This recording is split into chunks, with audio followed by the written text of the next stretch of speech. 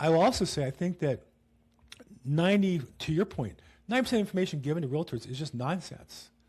I've done a lot of research on like my YouTube channel. My main social media is YouTube. I post everywhere, but that's really what I focus on for a lot of reasons. But I say 90% of the advice I got is wrong. I think people get so caught up on the technical, the thumbnails and the hashtag. The most important thing is good content.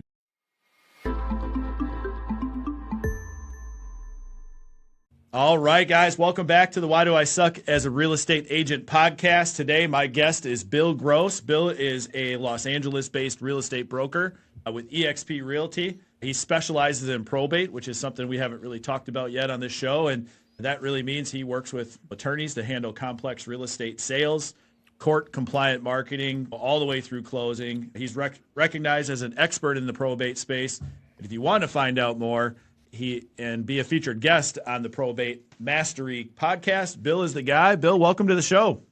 Thanks so much. You bet. So most agents don't start in probate. It's a little more complicated. What was it with you as you transitioned into? Maybe tell us how you got into real estate. Everybody likes to hear that story. And then at what point did you switch into probate? Again, a real estate story was I grew up in California, had moved to Florida for 2 years, I was in technology. And was moving back, raising money for my own company, and went to lunch with my brother, who was in real estate. And on the way back from lunch, he said, "Hey, let's just walk in this office, act like you're my partner." And I said, "Okay," and so I did, and it was kind of interesting. And then went to lunch again about a week later, and did the same thing again. I started asking him questions, and it just seemed really cool.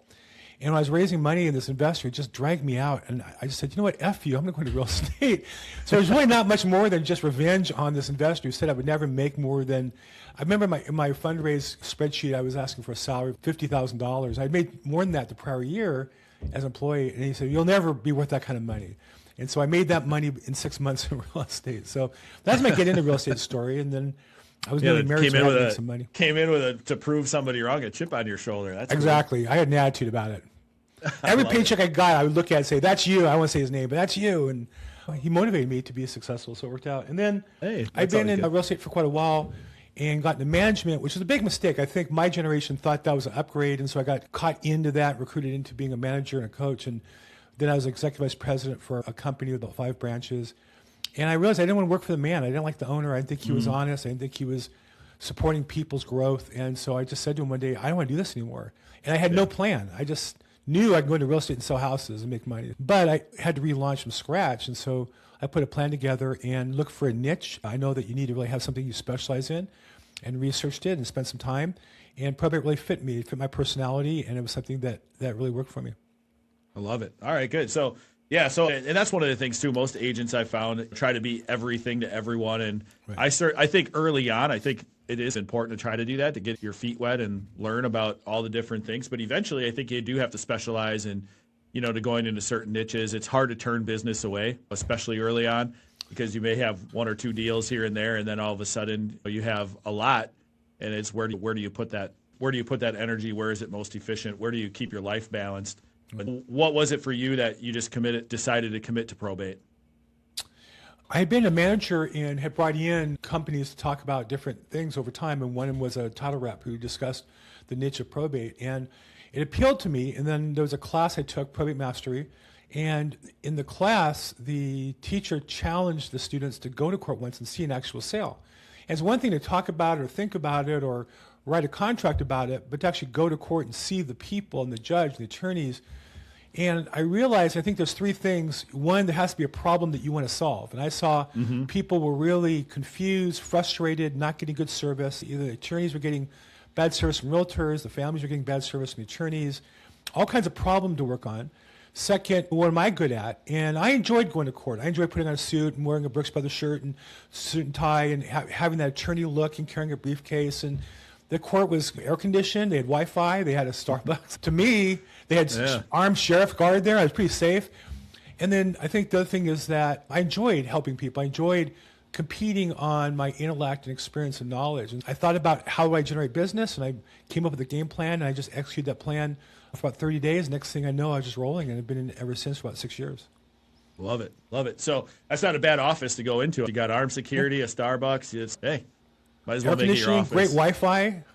hey, it's paid for. You don't have to pay for it. So Exactly. You have to pay for parking. The parking's a little expensive. oh yeah. Other than that. You're in LA. Green Bay, we don't even really have parking issues here. So walk us through what happens when a property needs to be probated before it can be sold.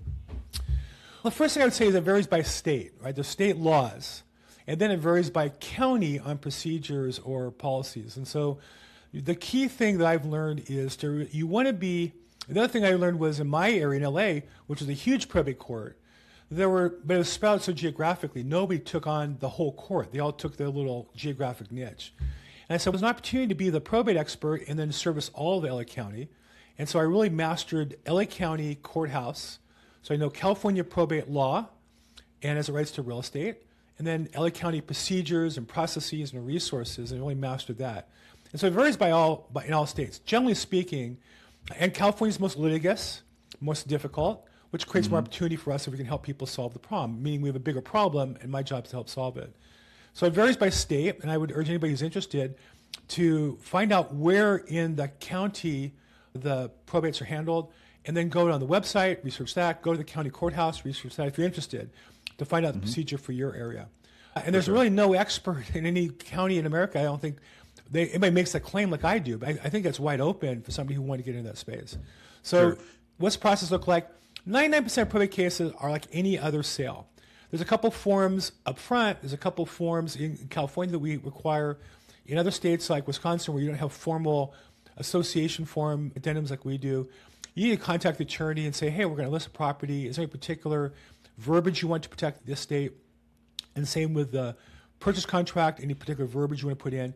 And I think that also shows the attorney respect and shows them that you're paying attention to there's a process. So other than California, it's really important to ask that question to the attorney before you list and then before you go into contract, what specific verbiage. And then I would also urge you, like I'm with a big national brokerage and we have state brokers, find out from your state broker, again, any particular procedures or verbiage that are required in our state. 99% of probates are just, it's not the person who died who owns a property, it's not the person who's going to inherit who owns a property, it's this entity like a corporation. And the court sanctions that entity, and as long as they are the ones who make the decisions properly, everything goes pretty smoothly. In some cases, the court wants to approve the sale. Those are more complicated, and there's generally more specific procedures you have to follow, and that really requires knowing your state laws and your county procedures.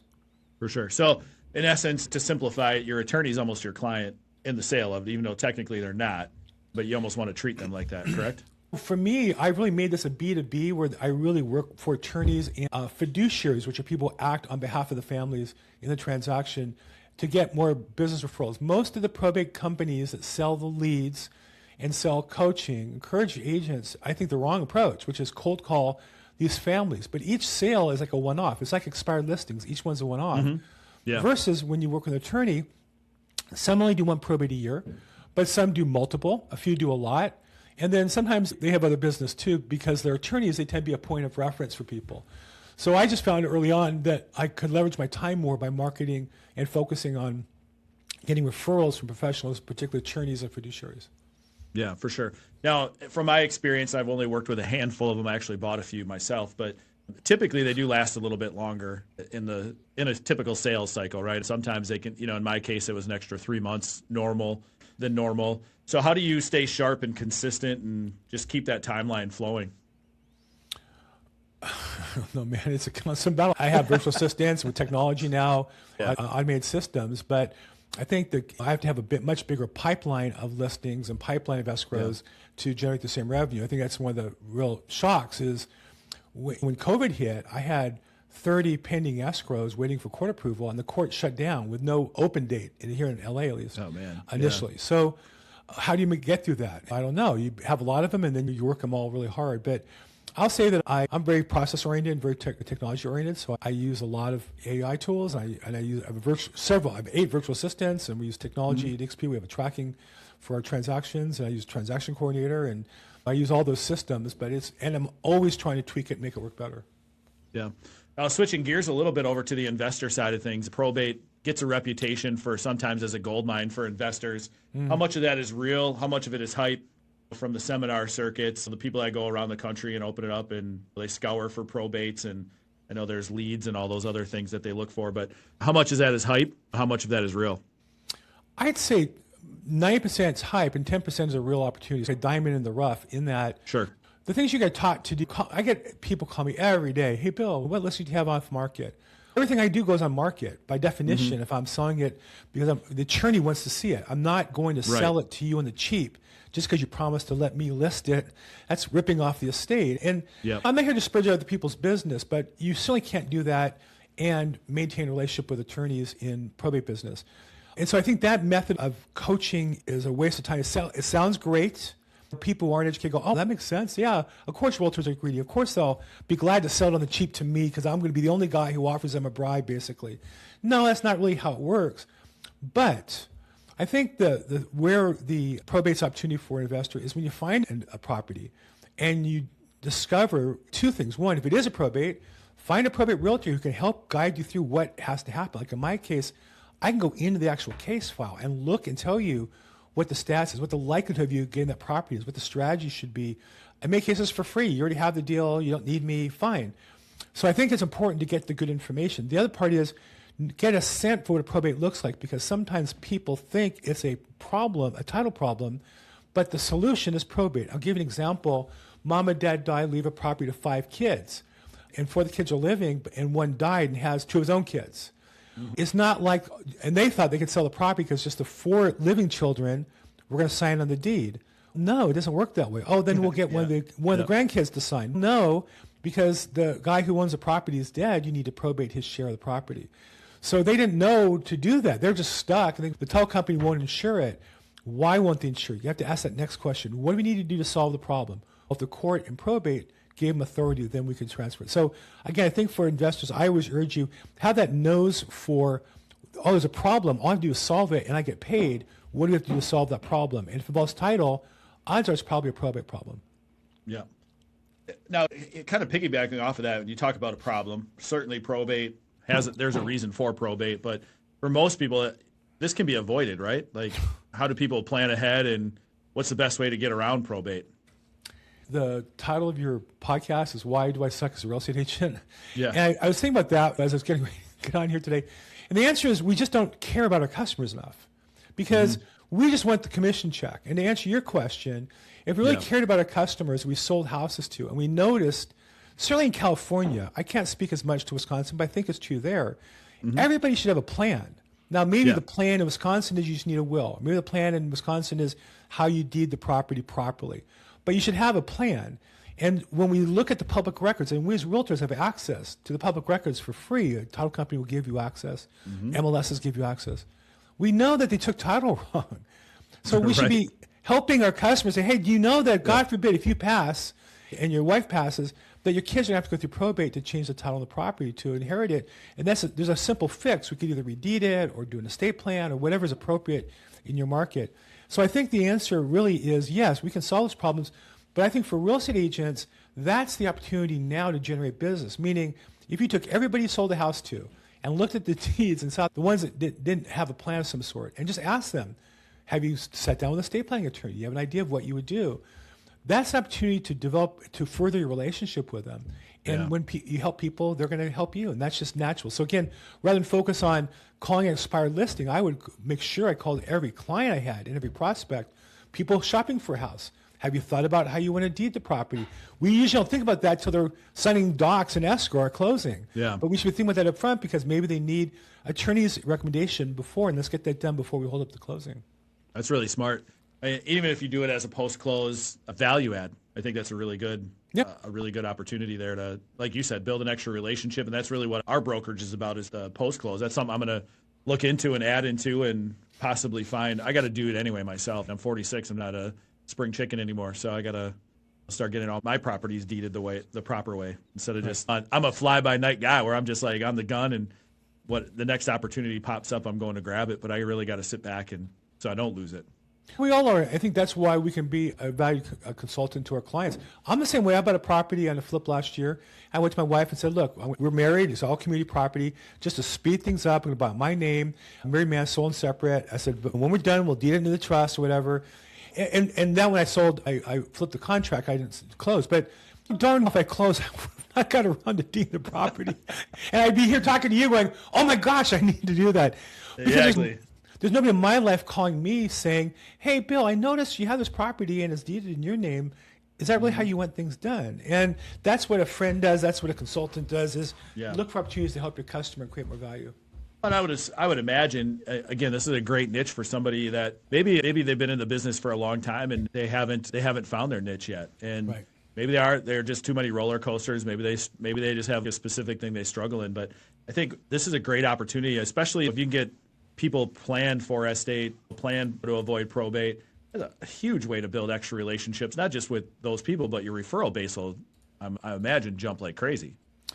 When I started in this niche, I started on this process, calling my past clients, and those I knew the deed, I'd ask them the question. Those I didn't, I'd ask the question.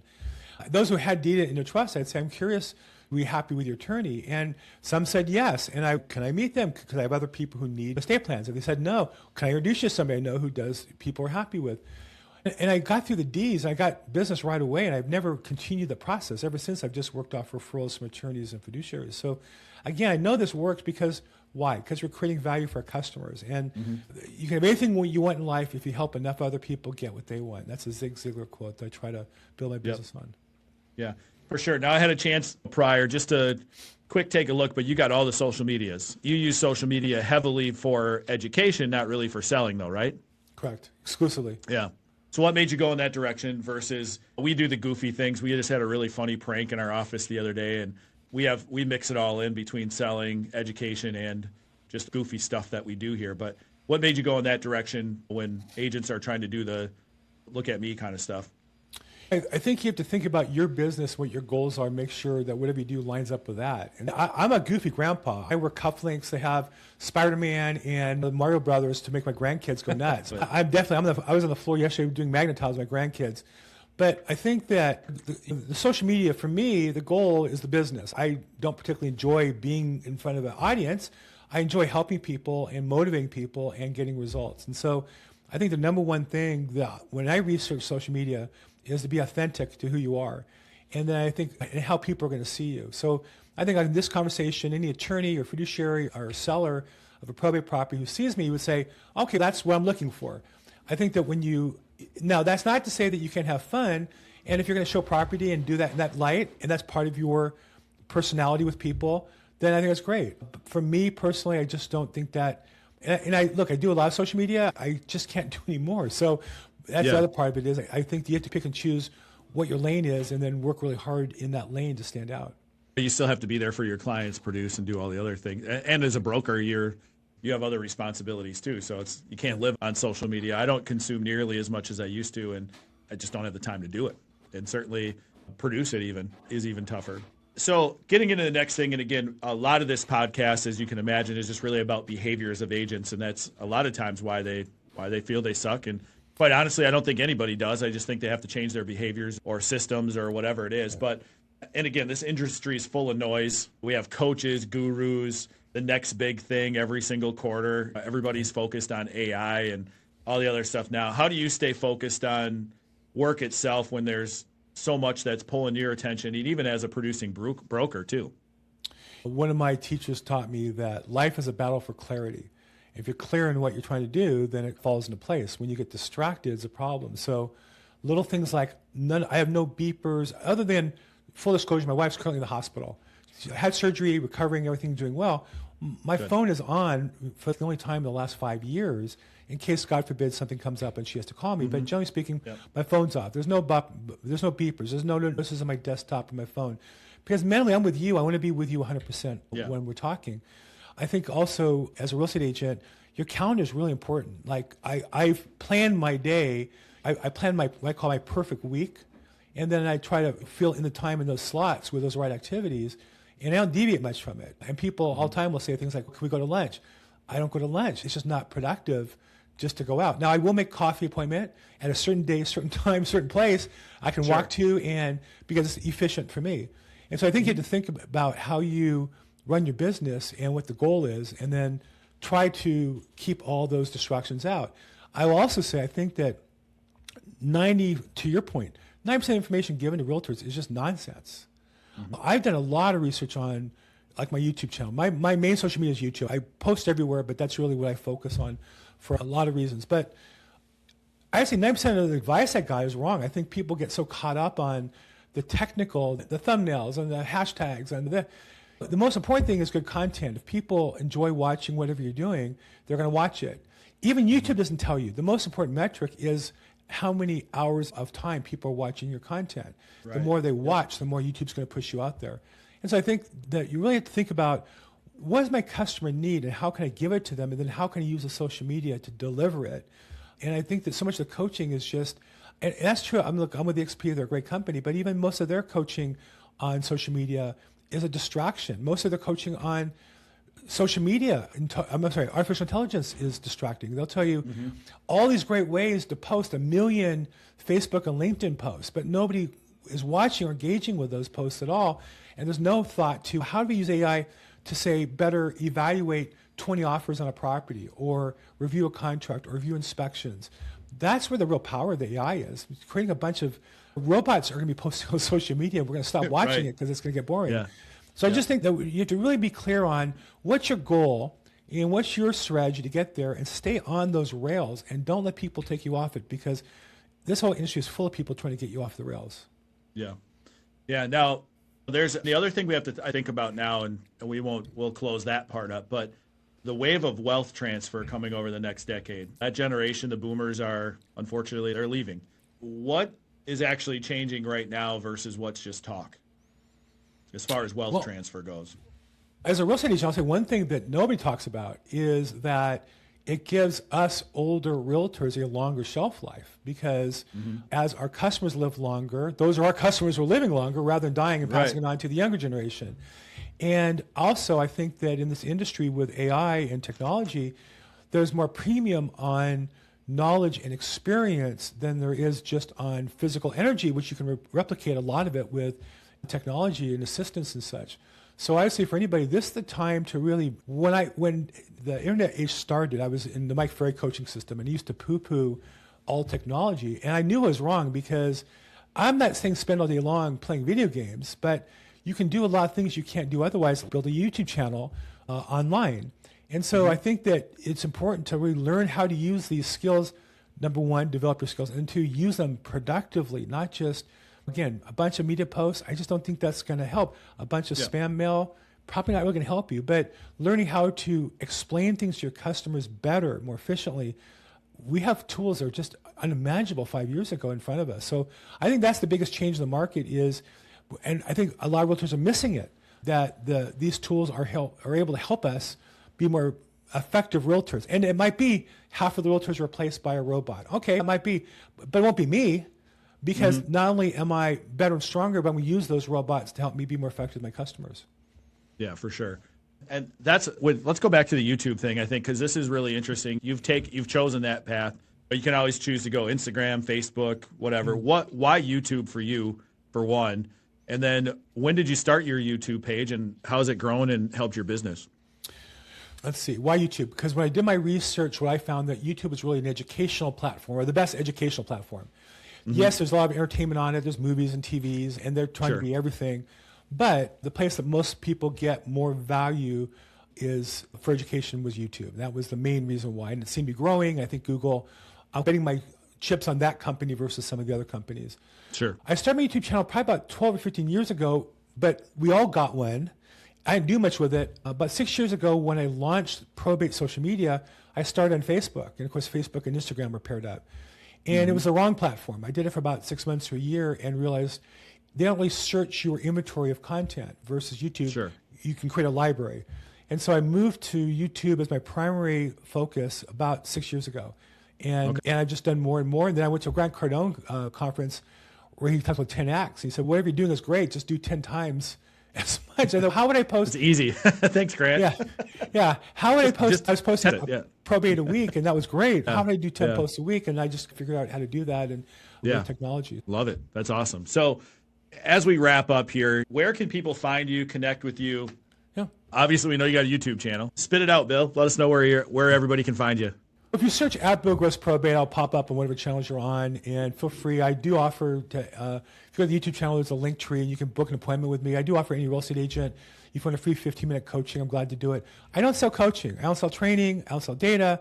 I don't sell anything. Now, I do sell the American dream, and I do Yeah, that's sell great. houses in California, and I also refer probates around the country. I have a network of people to refer to. So that's what I do. So if you call me for coaching, I'm not going to recruit you. I'm not going to tell you why you should pay me $1,000 a month. If you want to build a probate business or you want to build your business, I'm glad to give you some insight. Or you want to develop your social media, I'm glad to take a look at what you have and try to give you some tips on a 2-minute basis. That's outstanding. Good. So any last advice for those that are out there that feel they're struggling, maybe need to pick me up, try to get them out of the suck range, I guess we'll call it. I think sometimes we think there's a big solution to our problem, and really it usually is some small activities done on a daily basis. So whether it be more exercise, whether it be some learning, spend an hour a day just to go in your MLS and learn how to learn your market better, learn your numbers better, learn how to use the forms better. If you just allocate some time to being better, a better person, one thing I learned early on is the most important asset to invest in your business is you.